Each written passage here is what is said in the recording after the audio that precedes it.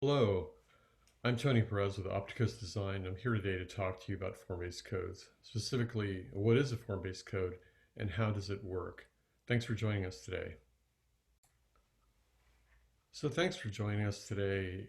We're going to talk today about how form-based code works and how it's different than conventional or use-based zoning, the two terms that we'll be referring to a lot today. The, um, the, there we go. Basically, the description of a form-based code is simple. It's these two sentences. A form-based code fosters predictable results in a high-quality public realm by using physical form rather than the separation of uses as the organizing principle for the code. And secondly, a form-based code is a regulation, not a guideline. It's adopted into city, town, or county law, typically in the zoning ordinance.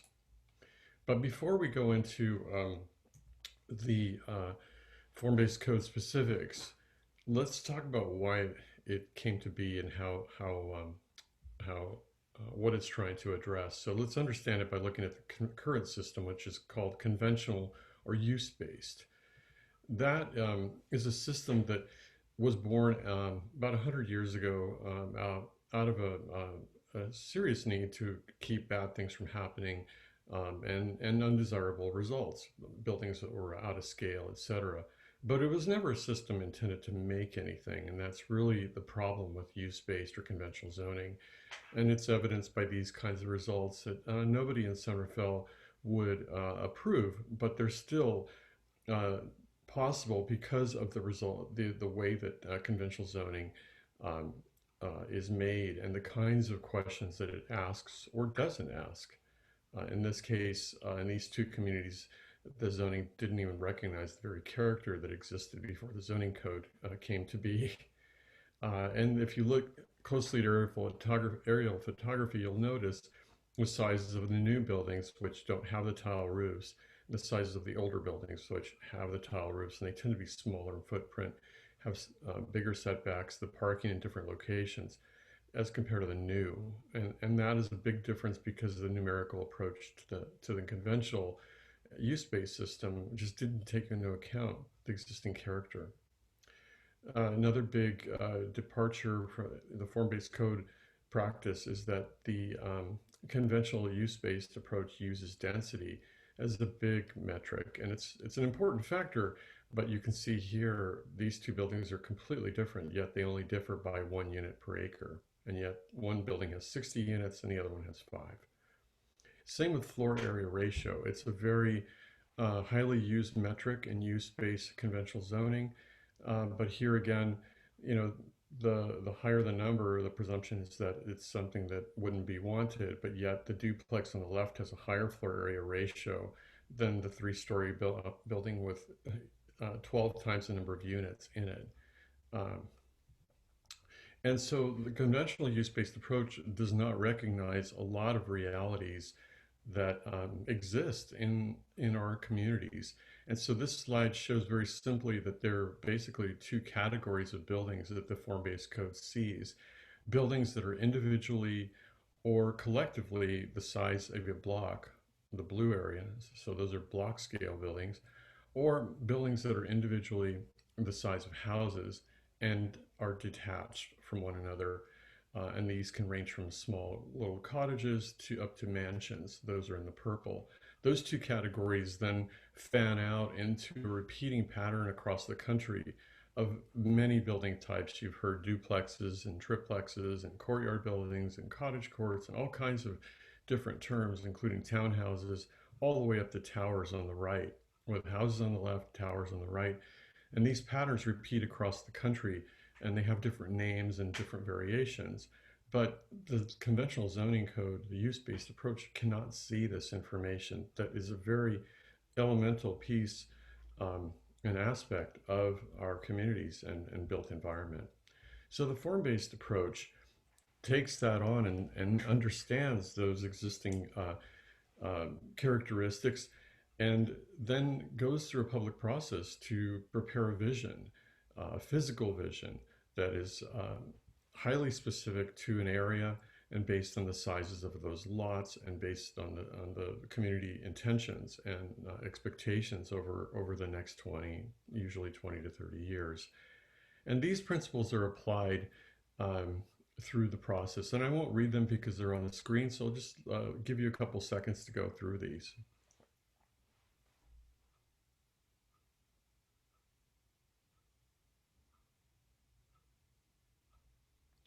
So those five principles lead into the practice of making form-based codes, and the essential elements of a form-based code are five. There is a regulating plan of building form standards, frontage type standards, civic space standards, and thoroughfare standards, and we'll get into those here next. The first one is a regulating plan. It's basically what I like to call a three-dimensional zoning map. And it's three-dimensional because the conventional or use-based approach to zoning only maps the uses that are allowed and the heights in the zoning district, essentially, and sometimes the setbacks. The regulating plan is different.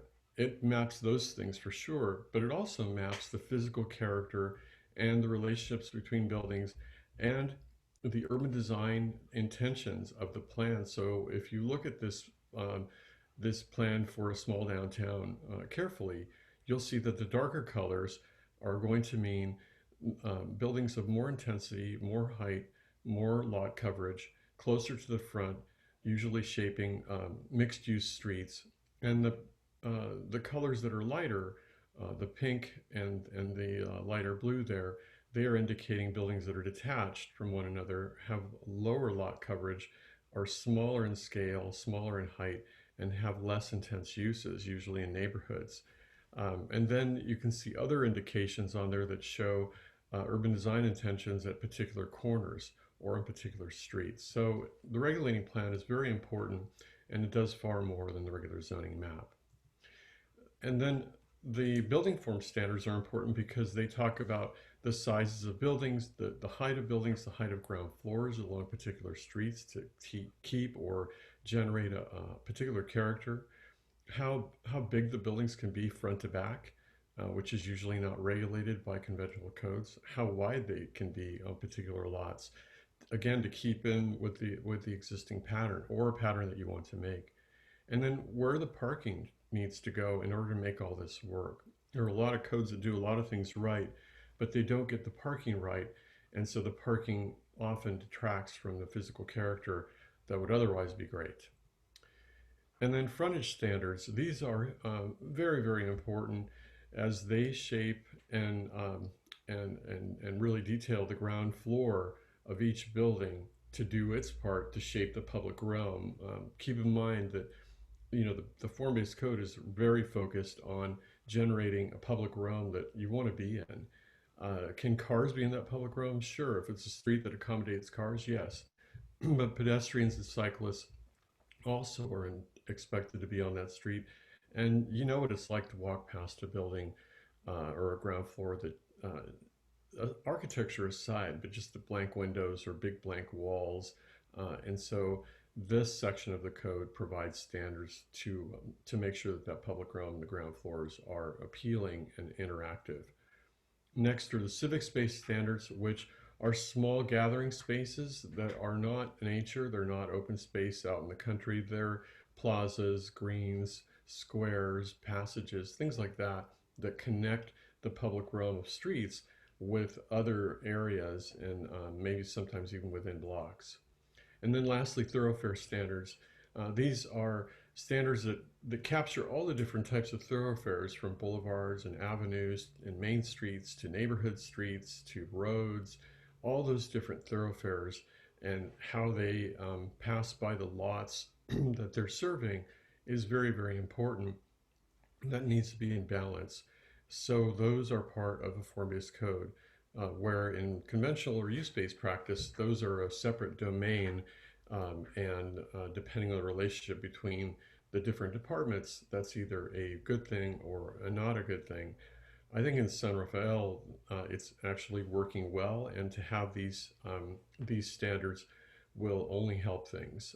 So it's it's working well, but it'll work better with these standards. We want to make sure that it's clear that form-based codes are not intended for everywhere. This slide is showing a typical community where form-based codes can be applied, and that is in the purple area, the darkest purple area, the walkable urban, or you'll hear the walkable neighborhood name. And those are areas that are tend to have short blocks, usually under 600 feet in length, highly interconnected block pattern, giving you multiple routes to the same destination, different choices to get to the same place, and amenities to walk to from your place of work or where you live. Um, and the other areas, the suburban pattern, the approach there is intentionally to separate everything. And that's the way people want it in those areas. And so form-based codes don't really offer a lot for areas like that because the form-based code is trying to mix things and provide proximity. And the suburban pattern is the opposite. The transitional pattern are those areas that would otherwise be walkable, but they're missing the amenities to walk to. So they can be retrofitted to be walkable. A couple things here about repeating structure. I love to use this example of the anatomy of this girl's face that we all share. Every one of us shares this, and we all are unique in our own ways, and thankfully so. But communities share anatomy too. And that's what the conventional or use-based code does not recognize, this repeating structure. And so this soundboard analogy is to show you that the form-based code takes all the elements of a community, as few or as many characteristics that make your community and the character that you like, or if it doesn't exist that you want to generate, it lets you choose them and then lets you coordinate them. So take, for example, all these different subjects, and at the left-hand end of this board, you can see the question mark and then just indicating that you could add more. But the idea is that, as in the recording engineer sound booth, what they're doing is they're coordinating different aspects, different factors of a group, let's say, vocalist, horns, percussion, and so on, to coordinate it for one effect, for a coordinated sound that they want. Well, a zoning district and form-based code is the same way. Using this analogy, you can dial up or dial down these different characteristics to for a particular outcome, a physical place outcome in your code.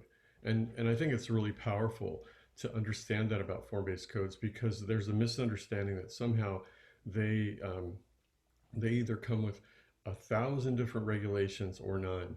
And that's very far from the truth. The truth is you can choose as few or as many to regulate, and depending on your physical character, you need to figure that out. And so this slide goes to that, and it identifies the range of standards that you could regulate, and there are more, but the range of standards that for this example on the left in that column, and then 5 scenarios of expectations. So the light blue outline around the gray is a basic level of regulation. The medium is shown in gray, and then the highest level of regulation is shown in black. And the idea is that there are 2 levels to this. One is, which regulations do you need to achieve the effect that you want? And number 2, to what level do you need to regulate that element to achieve what you want? And the form-based code lets you do this because it sees all the physical character in your community. It's like a radar looking for all these elements, and it's up to you to turn them on or off, depending on your policy expectations and your community expectations. Lastly, there's a big responsibility to teach about this because it's such a departure from the prevalent conventional use-based approach that there are a lot of questions and misunderstandings, and clearly over 20 years of practice, we've learned a lot about what works and what doesn't work. And so we're the first to tell you that there's a lot to be taught about it and a lot to be explained.